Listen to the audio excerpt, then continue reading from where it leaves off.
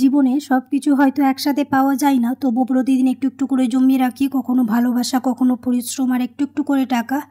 ঘরের কাজের ফাঁকে নিজের জন্য সামান্য কিছু জমিয়ে রাখি। কে জানে আজকের এই ছোট সেভিংসটা একদিন বড় স্বপ্নের দরজা খুলে দেবে। কী করে বাড়িতে বসে 3 মাসের মধ্যেই লাখ টাকা সঞ্চয় করবে, আজকের ভিডিওতে সেই ছোট্ট টিপসগুলো শেয়ার করব। আসসালামু আলাইকুম, কেমন আছো তোমরা সবাই? আনিসা লাইফস্টাইল ব্লগে তোমাদের আরেকবার স্বাগত জানাই। কাছে দূরে যে যেখান থেকে আমার ভিডিওটি দেখছো, আশা করছি তোমরা সবাই অনেক ভালো আছো। আলহামদুলিল্লাহ, আমরাও অনেক ভালো আছি।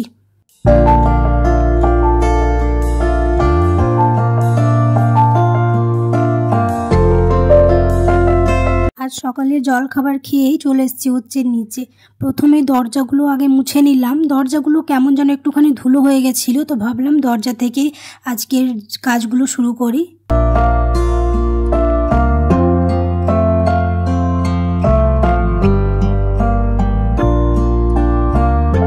কি করে বাড়িতে বসে একটা গৃহিণী টাকা জমাতে পারবে, আজকে ছোট ছোট টিপসগুলো তোমরা যদি ফলো করে থাকো, তো প্রত্যেকটা গৃহিণী বাড়িতে বসেই মাসের মধ্যে লাখ টাকা সঞ্চয় করে নিতে পারবে। আমার মনে হয় প্রত্যেকটা গৃহিণী সব কিছু হিসেব মাফিকই চলে, যতটা আয় হয় সেই আয় বুঝেই ব্যয় করে। তবু আজকে ছোট ছোট টিপসগুলো যারা ফলো করো না, তারা ফলো করে দেখবে মাসের মধ্যে অনেক টাকা সঞ্চয় করে নিতে পারবে।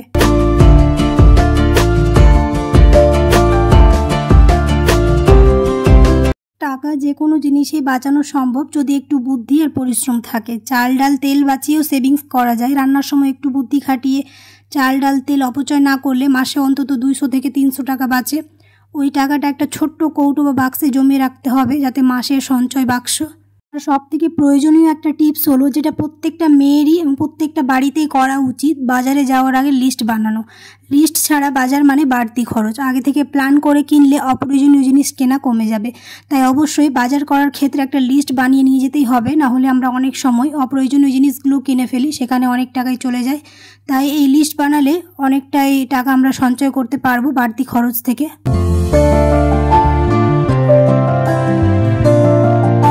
যদি আমরা রোজকার খরচের বাক্সটা আলাদা করে রাখি, পুরো মাসের টাকা একসাথে না রেখে সপ্তাহ অনুযায়ী ভাগ করে রাখি, এতে খরচের উপর নিয়ন্ত্রণ থাকে। আর এক জায়গায় যদি আমরা টাকাগুলো রেখে দিই, তাহলে কি কোথাও না কোথাও খরচ হয়ে যায়, তখন অপ্রয়োজনীয় জিনিসগুলো কিনে ফেলি। তাই রোজকার খরচের বাক্সটা আলাদা করে রাখলে আমাদের খরচের উপর অনেকটা নিয়ন্ত্রণ থাকে। অবশ্যই প্রত্যেকটা মেয়েকে একটা করে পিগি ব্যাংক রাখতেই হবে। রান্নার পর খুচরো টাকা, ছেলে মেয়ের স্কুলের খুচরো ফেরত টাকা সব জমানো ওখানে। মাসের শেষে ছোট্টখাটো টাকাটা অনেকটাই হয়ে যাবে। প্রত্যেকটা দিন কিছু কিছু করে টাকা জমালে একদিন ওই বাড়তি টাকাটা দিয়ে আমরা অনেকগুলো জিনিস কিনে নিতে পারবো এই সেভিংসের টাকাটাই। বিদ্যুৎ এবং গ্যাসের ওপরেও যদি একটুখানি বুদ্ধি লাগানো যায়, ওখানেও অনেক টাকায় সাশ্রয় করা যায়। কাজ শেষে লাইট ফ্যান বন্ধ করা, আর রান্নার সময় প্রেসার কুকার ব্যবহার করা, কারণ প্রেসার কুকারে তাড়াতাড়ি রান্না হয়ে যায়, তার জন্য ওইগুলো ব্যবহার করলে অনেক টাকাই বাঁচে। অবশ্যই একটা মেয়েকে সবসময় সেভিংসটা লক্ষ্য করে রাখতে হবে, যেমন নতুন শাড়ি, গয়না, নিজের ছোট ব্যবসা, ওই লক্ষ্যে টাকা জমাতে হবে। এতে মনেও আনন্দ থাকবে আর মোটিভেশনও থাকবে। কাজ শেষ করে বসে পড়লাম এই ছোট্ট কৌটোটা খুলতে, যেটা আমি প্রতিদিন সামান্য করে টাকা জমাই। দেখে মনে হলো ছোট ছোট টাকাই কত বড় সুখ এনে দিতে পারে। তাই প্রতিদিন কিছু টাকা করে জমিয়ে রাখি, এতে অনেক সময় অনেক কাজে চলে আসে। অনেক সময় দেখা যায় কিছু জিনিস কেনার সময় বাড়িতে টাকা থাকে না বা হাতে 1 টাকাও থাকে না, কিন্তু এরকম করে যদি আমরা বাড়তি খরচগুলো বাঁচিয়ে টাকা সাশ্রয় করে রাখি, তো দিন শেষে ওই জিনিসটাও আমরা কিনে নিতে পারবো। এরকম প্রত্যেকটা মেয়েকে কিছু সেভিংস করে রাখা উচিত। সব কিছু থেকে টাকা বাঁচিয়ে একটুখানি এরকম করে রাখলে মাসের শেষে তোমরাও অনেকটাই প্রয়োজনীয় জিনিস কিনে নিতে পারবে। এখানে আমি বেশ কয়েক মাস থেকে টাকাগুলো জমাচ্ছিলাম, প্রায় অনেক টাকাই বেরিয়েছে। এইগুলো দিয়ে আমি একটা প্রয়োজনীয় জিনিস কিনবো।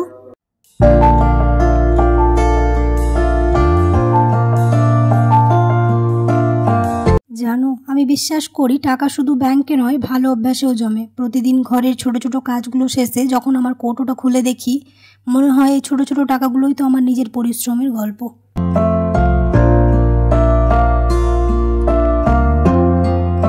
রান্নাঘরের কৌটোগুলো আজ রিফিল করে নিলাম। কয়েকটা কৌটো খালি হয়ে গেছিল আর অনেকগুলো জিনিসও জমা হয়েছিল। ভাবলাম গল্প করতে করতে এইগুলো রিফিল করে নিই, কারণ দিনের শেষে এই জিনিসগুলো রিফিল করাও একটা চ্যালেঞ্জিং ব্যাপার। অনেক সময় এই কাজগুলো করতে আলসেমি লাগে, তাই ভাবলাম তোমাদের সাথে গল্প করতে করতে এই কাজগুলোও করে নিই। সব ধরনের গোটা মশলাগুলো আনাই ছিল, কিন্তু রিফিল করা হচ্ছিল না, তাই ভাবলাম আজ সবগুলো রিফিল করে নিই।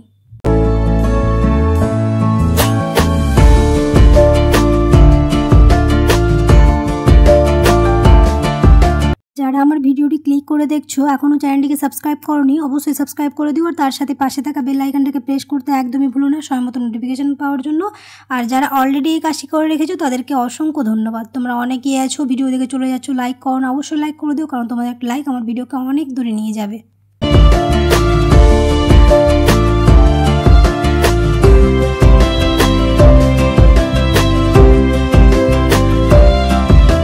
জীবনটা আসলে এমনই, ছোট ছোট যত্ন, একটু পরিশ্রম আর কিছু শান্ত মুহূর্তে ভরে থাকে আমাদের দিনগুলো। সকালে উঠে জল খাবার খেয়ে দরজা পরিষ্কার করা, ঘর বাড়ি মুছা, ঘর গুছানো, তারপর একটু বসে কৌটোটা খুললাম, কত টাকা সেভিংস করেছিলাম, যেখানে প্রতিদিনের সেভিংস জমাই। রান্নাঘরের কৌটোগুলো মশলায় ভরলাম, আর দিনের শেষে ছাদের উপরে বসে নিজের হাতে বানানো খাবার খেলাম। মনটা কেমন যেন শান্ত হয়ে গেল। এই ছোট ছোট কাজের মধ্যেই অনেক খুশি লুকিয়ে থাকে। যদি আমরা পরিশ্রম আর বুদ্ধি করে চলি তাহলে সব কিছুই সম্ভব।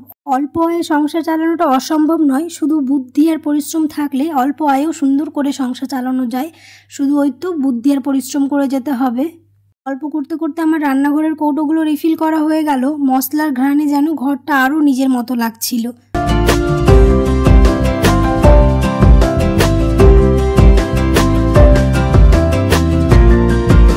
কৌটোগুলো রিফিল করা হয়ে গেছে, ভাবলাম নিজের জায়গায় কৌটোগুলো রেখে দিই, এই কাজগুলো হয়ে গেলে আবার অন্য কাজে লেগে পড়বো।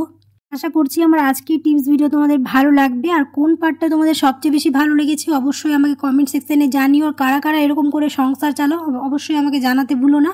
আর যারা এভাবে সংসার চালানো অবশ্যই এরকম করে ট্রাই করে দেখবে, মাসের শেষে অনেক টাকায় সেভ করে নিতে পারবে।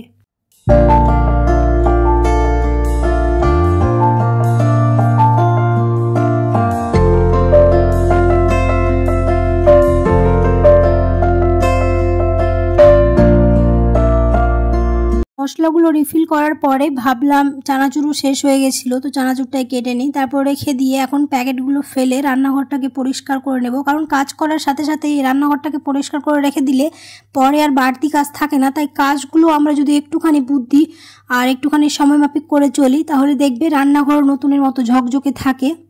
দিনের সব কাজ শেষে রাত্রিরে ছাদের উপরে উঠে একটু হালকা বাতাস খেলাম, আর নিজের হাতে বানানো গরম গরম খাবার খেতে খেতে মনে হলো জীবনটা আসলে এমনই, ছোট ছোট যত্ন, একটু পরিশ্রম আর কিছু শান্ত মুহূর্তে ভরে থাকে আমাদের দিনগুলো। যাই হোক, আর ভিডিওটা বেশি বড় করব না, এখানে শেষ করে দেব। আশা করছি আমার আজকের ভিডিও তোমাদের ভালো লেগেছে। যদি ভালো লেগে থাকে তাহলে অবশ্যই একটা লাইক করে দিও, আর কমেন্ট জানাতে ভুলো না কেমন হয়েছে। দেখা হবে খুব তাড়াতাড়ি পরের একটি নতুন টিপস ভিডিওতে। সবাই খুব ভালো থাকবে, সুস্থ থাকবে, সাবধানে থাকবে। আল্লাহ হাফেজ।